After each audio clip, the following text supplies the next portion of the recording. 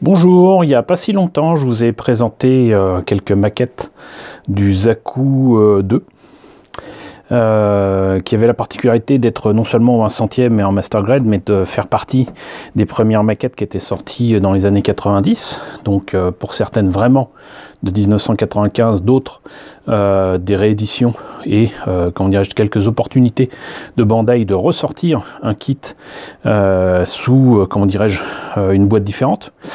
Et on avait fait un peu la comparaison des pièces, etc. Cette fois-ci, je vous propose de découvrir la version 2.0, largement améliorée de Bandai en Master Grade, mais qui commence déjà à dater, puisque ce kit du Zaku 2 2.0, il date quand même de 2007, ce qui veut dire que cette année-là, il va fêter ses 12 ans. 12 ans d'âge déjà. J'imagine qu'il y a peut-être d'autres versions qui seront sorties. De toute façon, on verra que cette version 2.0 a été accompagnée du coup d'autres versions du Zaku qui sont dans des boîtes beaucoup plus grosses et qui, comment dirais-je, présentent donc exactement les mêmes modèles que pour la A.0, on va dire, mais en amélioré et avec des boîtes beaucoup plus grosses. Cela dit, c'est pas le seul Zaku modifié. On n'a pas encore eu tous les Zaku, étrangement. Il nous manque encore notamment le Zaku de War in the Pocket, 0080 War in the Pocket. Il y a un Zaku assez particulier qui est très différent du Zaku normal, qui n'a pas été encore fait à ma connaissance au 1 centième. Il existait en soft vinyle au 1.75 je crois, il existe au 1.144. Je suis pas sûr qu'il soit sorti en high grade, il est sorti donc fin des années 80 pour les OEV, mais voilà. Et donc je vous présenterai un jour aussi la version F2 que j'aime beaucoup, qui est le Zaku en fait de 0083, qui présente quelques subtiles différences, mais des différences quand même. Voilà donc ce Zaku 2.0. Là j'ai la boîte du MS06J. Je ne sais pas s'il y a d'autres MS06 quelque chose qui sont sortis, j'imagine que oui, mais voilà, ça c'est la boîte que j'ai. Et ce kit donc date de 2007, était vendu donc à l'époque 3500 yens, ce qui est quand même pas donné, hein, ça fait entre 30 et 35 euros. Mais on voit là déjà quand même de sacrées particularités, ils insistent bien là-dessus. Le torse, contrairement au modèle que je vous ai présenté, est articulé. Il peut, comment dirais-je, tourner le torse, bomber le torse ou aller vers l'avant. Il peut tourner, bien évidemment, le torse autour du bassin, ce qui n'était pas possible avant. Ce qui lui permet d'avoir des poses hyper dynamiques comme celle-ci. Vous voyez ? Encore une fois, ils insistent sur la particularité du bassin. L'œil, le mono-eye, tourne, mais ça c'était déjà le cas avant. Et ça s'accompagne d'autres fonctions. Et puis surtout, même sans peindre, sans colle ni rien, voilà ce que ça donne comme modèle. Et c'est juste magnifique, comme d'habitude. Et voilà donc le modèle monté et peint, qui pour le coup d'ailleurs retrouve des formes, retrouve des proportions qui sont un petit peu plus proches du design original de la série de 79. Je suis pas persuadé que ce soit un bienfait, mais bon, voilà, c'est une évolution sur un thème identique.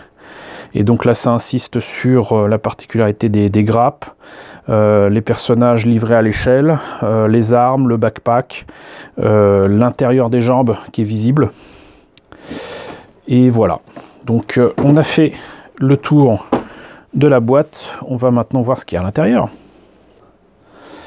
Alors insistons là-dessus, c'est cher, entre guillemets, mais c'est quand même très épais. Regardez un petit peu l'épaisseur de cette boîte, c'est facilement, je dirais, 2 fois plus épais que... Bon, on va faire un petit teaser. C'est pas 2 fois plus épais, mais quand même. Là, c'est la boîte d'un Zaku, donc High Mobility. Et voilà donc ce 2.0. Je vous laisse apprécier la différence. Mais reste là, toi. Voilà, vous voyez, c'est quand même pas rien. Donc vous achetez clairement un modèle avec beaucoup plus de pièces, beaucoup plus d'articulations donc forcément beaucoup plus cher puisque le Zaku de base était plus proche des 2800 yens je crois, donc voilà, on sait où sont passés les 700 yens. Donc magnifique illustration ici qui est beaucoup plus belle là sans les écritures de cette boîte. J'aime bien, c'est pas génial mais j'aime bien.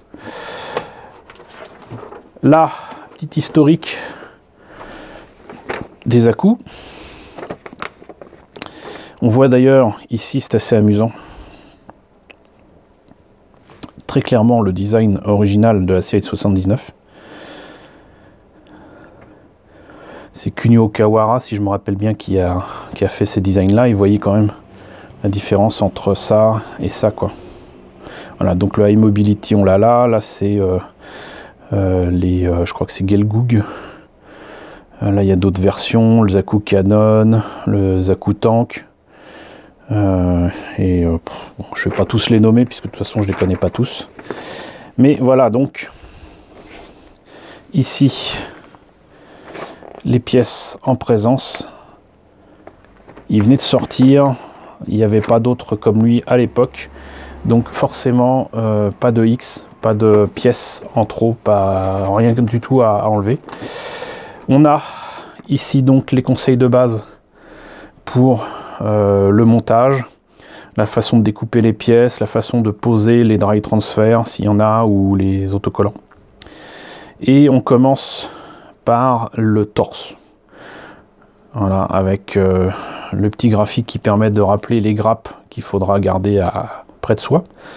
Donc effectivement beaucoup d'articulations, des câbles avec les petits, comment dirais-je, je sais plus comment ils appellent ça, il y a un nom particulier pour ça. Enfin ces petits détails là, qui sont du coup non plus à travailler et à mettre les uns après les autres, mais clairement déjà sur la grappe. Et donc une fois qu'on l'enlève de la grappe, on n'a plus qu'à faire glisser les petits éléments en question sur l'élément rigide du câble et on est bon. Voilà, donc ça facilite le travail apparemment, et pas qu'un peu. Donc on continue sur le torse, on va ensuite sur la tête avec là aussi des câbles. Les bras avec apparemment non seulement des doigts articulés, mais surtout des phalanges articulées. Et carrément aussi apparemment l'index, hein, qui est correctement articulé pour certainement saisir une arme. Je ne suis pas persuadé là non plus que ce soit une bonne idée. Pour un jouet, ça serait pas mal. Pour une maquette, en fait, ça complique les choses et vous avez toutes les chances que la pièce finisse par se fatiguer et ne fasse plus son rôle de tenir un objet, quoi. Donc là, des parties couleurs pour expliquer un petit peu ce que ça donne pour le Zaku en cette période de 0079. L'intérieur, l'inner frame en fait. C'est à partir de ce moment-là, je crois qu'on a parlé d'inner frame du Zaku, avec carrément l'intérieur, comment dirais-je, la structure qui tient l'épaule, et même les mécanismes qui se cachent sous la jambe, et avec des pieds articulés. Et là vous voyez quand même un petit peu la magnificence de ces articulations, et la possibilité donc de le mettre dans des poses non seulement dynamiques, mais qui se rapprochent de ce qu'on voyait dans la série. Donc disais-je, les bras. Ensuite, bien évidemment les jambes, hein. Voilà. Avec toujours des câbles. Voilà, on ne peut pas échapper à ces câbles. Le reste du bassin. Ensuite les armes. Il y en a un paquet.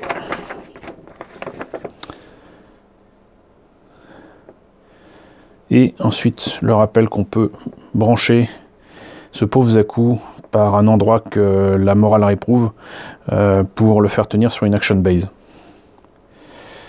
Voilà, et là c'est certainement pour placer les autocollants, les dry transfers, ce que vous voulez, mais malheureusement pas les décalcos. Et voilà donc une superbe image, une superbe photo du Zaku terminé, monté et peint. Mais je ne vois pas de décalco dessus, mais déjà il est beau, déjà il est pas mal. Donc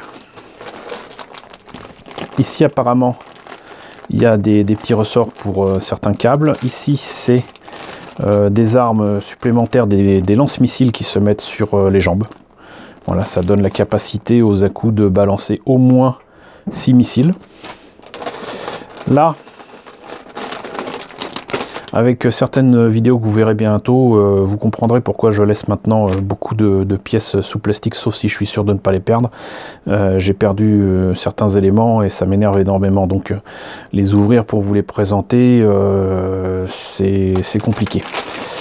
Mais je vais régler ça avec des sachets, genre des trucs pour la congélation, pour pouvoir m'assurer de pouvoir les refermer, puisque ces plastiques-là, même si on remet du scotch, ça peut s'abîmer.